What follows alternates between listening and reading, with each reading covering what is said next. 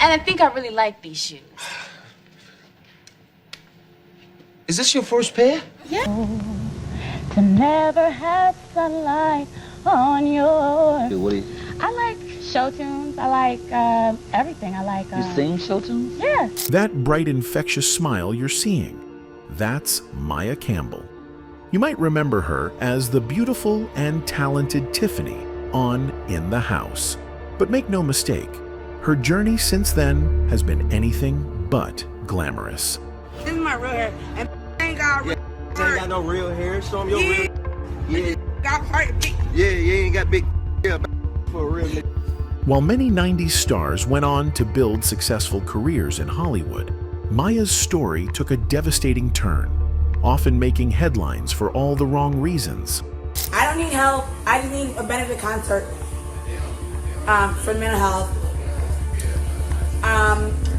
Don't DMZ me. It's really me. This is Daryl. Not only was her promising career derailed at its peak, but Maia was also battling inner demons that few truly understood, leading to a series of public incidents that shocked her fans. So, how did a rising star with everything going for her, beauty, talent, and Hollywood connections, end up in such a heartbreaking downward spiral that would play out in front of the entire world? Maia Campbell was born on November 26, 1976, in Tacoma Park, Maryland. She was the daughter of author Bebe Campbell, a New York Times best-selling writer known for addressing social issues in her work. Growing up with a famous mother, Maia was surrounded by creativity and ambition from an early age. Her entry into the entertainment world seemed almost predestined. With her stunning looks, natural charisma, and undeniable talent, Maia was exactly what Hollywood was looking for in the early 90s. Even as a teenager, Maia had a magnetic presence on screen that drew viewers in, making her one of the most promising young actresses of her generation. Her big break came when she was cast as Nicole in the popular Fox series South Central in 1994. Why do you need a mentor? You a gay or something? Oh, nah. As a matter of fact, we were just talking about some college. Though the show only lasted one season, it showcased Maia's acting abilities and caught the attention of industry executives. But it was her role as Tiffany Warren on the sitcom In the House, alongside LL Cool J and Debbie Allen, that truly launched her into the spotlight. Why don't you come ice skating? Really? No, not really. Playing the smart and sassy teenage daughter, Maia brought both humor and heart to the role, quickly becoming a fan favorite. For young black viewers especially, Tiffany Warren represented the kind of positive representation that was still all too rare on television in the mid-90s. During this time, Maia seemed unstoppable. She appeared in music videos, made guest appearances on popular shows like Moesha and Beverly Hills 9210, and was featured in magazines as an up-and-coming star. With her career on the rise, few could have predicted the struggles that lay ahead. Behind the facade of Hollywood success, Maia Campbell was facing challenges that would eventually become impossible to hide. What viewers at home didn't realize was that beneath the surface, the young actress was struggling with the early symptoms of bipolar disorder, a condition that would later define much of her adult life. The first public signs that something might be wrong came during the filming of In the House. Cast members began noticing changes in Maia's behavior, mood swings, erratic conduct on set, and difficulty maintaining her professional responsibilities. While many initially attributed these issues to the typical pressures of young fame, the reality was far more complex. Maia wasn't just dealing with Hollywood stress. She was battling a serious mental health condition without the proper support or understanding. In 1998, during production of the show, an incident occurred on set that could no longer be ignored. Though details were kept private at the time, it led to Maia receiving a diagnosis of bipolar disorder. This should have been a turning point, a moment for intervention and proper treatment. But in the late 90s, mental health awareness, especially in the entertainment industry, was nowhere near what it is today. Instead of receiving comprehensive care and accommodation, Maia found herself trying to maintain her career while struggling with a condition that was often misunderstood and heavily stigmatized, particularly in the Black community. The diagnosis came at a critical time in her career. In the House was coming to an end after its 5th season, and Maia, like many young actors, was at a crossroads. Would she transition to film? Take on more mature television roles? The possibilities should have been endless for someone with her talent. Instead, her career began to stall as her personal struggles intensified. As the new millennium began, Maia Campbell's life was changing dramatically. In 2000, she gave birth to a daughter, Elizabeth Alicia Gutierrez, with husband Elias Gutierrez. What should have been a joyous new chapter quickly became complicated by her ongoing battle with bipolar disorder. The demands of motherhood can be challenging for anyone, but for someone managing an untreated mental health condition, they can be overwhelming. According to reports, Maia began refusing to take her prescribed psychiatric medication after her daughter's birth. This decision would have devastating consequences. Unable to safely care for her child while experiencing episodes related to her bipolar disorder, Maia lost custody of her daughter. It was the beginning of a painful period that would see her lose not just her role as a mother, but many other aspects of the life she had built. Around this time, Maia's marriage to Elias Gutierrez also fell apart. The double blow of losing both her family stability and her connection to her child sent her into a deeper spiral.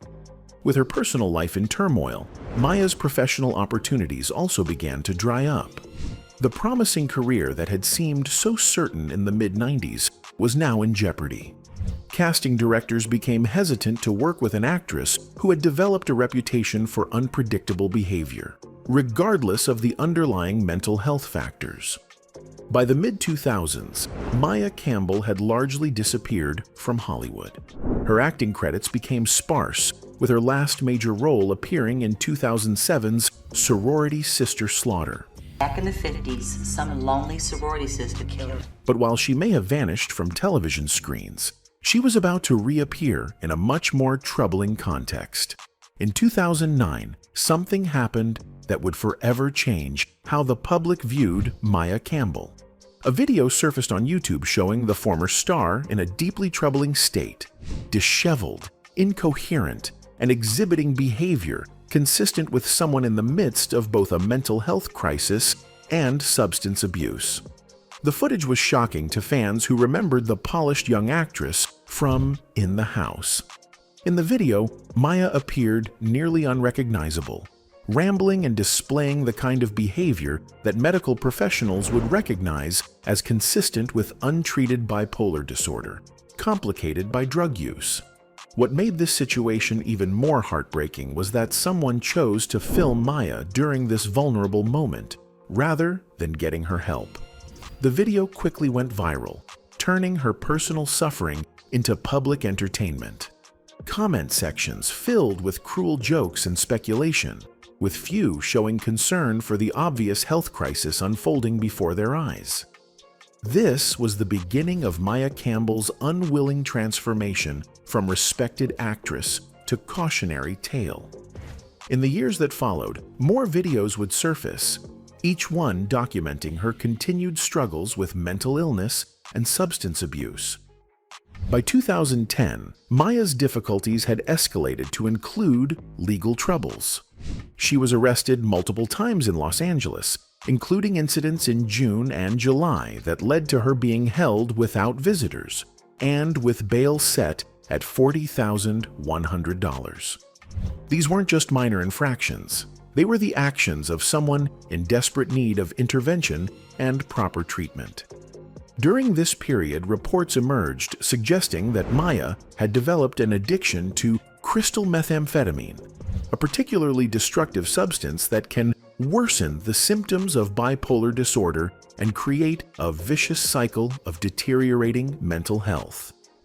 As the 2010s progressed, Maia's public appearances became increasingly confined to these troubling viral moments and arrest reports. For a generation that had grown up watching her on television, it was difficult to reconcile the talented young actress with the woman now making headlines for all the wrong reasons. By the mid-2010s, Maia Campbell had relocated to Georgia, but her troubles followed her across the country. Away from the bright lights of Hollywood, she continued to struggle with the dual challenges of bipolar disorder and substance abuse. In 2015, Campbell's name reappeared in headlines when she was arrested twice within a short period for causing disturbances in restaurants, first at a Waffle House and then at a Burger King in Georgia. These incidents suggested that her condition remained largely untreated. What many didn't understand was how difficult it can be for someone with bipolar disorder to maintain consistent treatment. The condition itself can cause individuals to stop taking their medication, particularly during manic phases when they might feel invincible or believe they no longer need help. This pattern seemed to be playing out in Maia's life. Periods of stability would be followed by public incidents that indicated she had once again stopped treatment, a common but often misunderstood aspect of living with serious mental illness. The most heartbreaking incident came in 2017, when a deeply disturbing video went viral. The footage showed Maia at a gas station in Stone Mountain, Georgia, dressed only in underwear and appearing to ask for drugs. Once again, instead of receiving help, she was being filmed and exposed to public ridicule. But this is my real hair. And bitches ain't got really bitches heart. ain't got no real hair. Show them your real shit. Bitches ain't got heart. Yeah, you ain't got big titties. Yeah, bounce that ass for a real nigga. Yeah. The video was so alarming that it prompted her former In the House co-star LL Cool J to reach out publicly. He shared a since-deleted Instagram post with a caption that read, "If someone has a contact on Maia, please let me know." He also chastised the man who filmed the video, writing on X, "Instead of pulling out your phone and filming someone who's obviously having trouble, maybe lend a helping hand, a kind word." Seemingly responding to LL Cool J's message, Campbell allegedly appeared in another Instagram video, telling the star, "I don't need help, I just need a benefit concert for mental health." "Don't DM me, it's really me," she said, adding, "Don't call me, I'll call you." After the man recording the video prodded Campbell to provide her contact information, she seemed to get upset and said that the rapper had her mother's number. On X, LL Cool J wrote, "You can't help someone who doesn't want your help." As if her public struggles weren't already difficult enough, in 2020, Maia Campbell's name was once again in the headlines, but this time for even more troubling reasons. Reports began to circulate claiming that Campbell was involved in sex work in Atlanta, allegedly exchanging services for money and drugs. These allegations, while unverified, spread quickly across celebrity gossip websites and social media. Whether true or not, they painted a bleak picture of how far the once promising actress had fallen from her days as a television star. The rumors added another layer of scandal to Campbell's already complicated public image. For fans who had followed her career since the 90s, it was yet another shocking development in a story that seemed to grow more tragic with each passing year. Campbell never publicly addressed these allegations directly, leaving many to speculate about the truth. But regardless of their accuracy, the very existence of such rumors spoke to how vulnerable she had become in the public eye, a figure whose struggles were now considered fair game for the most invasive speculation.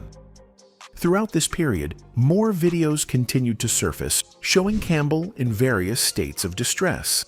Each new clip reignited public interest in her story, creating a cycle of exploitation that seemed impossible to break. Instead of privacy and treatment, Campbell was receiving exposure and judgment. The combination of her untreated bipolar disorder, substance abuse issues, and this constant public scrutiny created a perfect storm that made recovery even more challenging. Every time Campbell stepped outside during a period of instability, there was the risk that she would end up as the subject of yet another viral video. In the midst of Maia's ongoing struggles, there was another profound loss. In 2006, her mother, the acclaimed author Bebe Campbell, passed away from brain cancer at the age of 56. This was no ordinary mother-daughter relationship. Bebe had been not just Maia's parent, but also a powerful voice in discussions about mental health, particularly in the Black community. Good evening. Thank you. It's good to be here. I usually talk a little bit and give you some background. I'm going to do just a tiny bit. Before her death, Bebe Campbell had become an advocate for mental health awareness, even founding a support group for families dealing with mental illness. Her 2005 novel, 72-Hour Hold, dealt directly with a mother's struggle to help her daughter through bipolar disorder, a story with obvious parallels to her own life with Maia. The loss of such a strong advocate and support figure in Maia's life came at a critical time. Without her mother's guidance and protection, Maia's public struggles seemed to intensify in the years that followed. What many didn't realize was that Bebe had fought tirelessly to help her daughter, using her platform not just to raise awareness, but to try to destigmatize mental illness in communities where it was often misunderstood or ignored. Her death left a void that no one else could fill in Maia's life. In a cruel irony, Bebe Campbell's work continues to be celebrated for its unflinching look at mental health issues, even as her own daughter's struggles with those very issues played out in the public eye. July was designated as Bebe Campbell National Minority Mental Health Awareness Month in her honor. For Maia, her mother's legacy represented both a profound personal loss and a reminder of what might have been had she been able to access the kind of understanding and treatment her mother had fought for.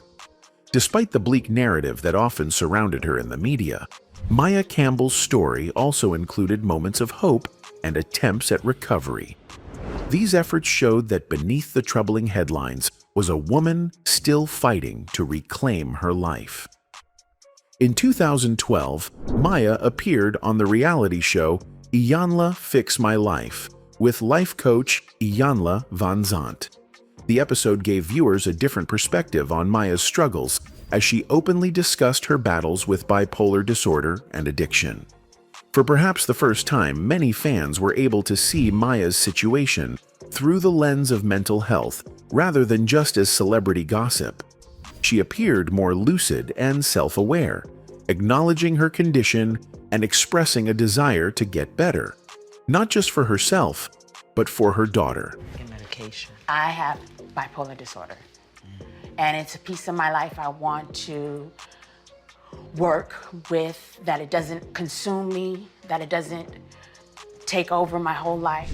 The show revealed that despite losing custody, Maia maintained a relationship with her daughter, who was being raised by her father. This connection to her child seemed to be a powerful motivator in her recovery efforts. Following her appearance on the show, there were reports that Maia had entered a treatment program and was working toward sobriety. For a time, it seemed as though she might be turning a corner. Fans who had grown up watching her on television expressed support and hope for her recovery on social media. However, as is often the case with both addiction and bipolar disorder, recovery wasn't a straight line. The subsequent arrests and viral videos that emerged in the following years indicated that Maia was still struggling to maintain consistent treatment and sobriety. In one particularly shocking incident reported by several media outlets, Campbell was allegedly seen soliciting drugs while dressed inappropriately in public. These reports further cemented her image in the public eye as someone whose life had spiraled completely out of control. Each public relapse brought renewed attention to her story, but unfortunately, much of this attention continued to be exploitative rather than compassionate. Few of the outlets that eagerly shared videos of her in crisis offered any context about mental illness or substance abuse. After years of troubling headlines and viral videos, many fans have wondered, what happened to Maia Campbell? Where is she now at age 48? And has she found the stability that seemed so elusive? In recent years, there have been some signs of improvement in Maia's situation. There have been periods where she appeared more stable, with fewer public incidents making headlines. These quieter times have given her supporters reason to hope that she might be receiving more consistent treatment.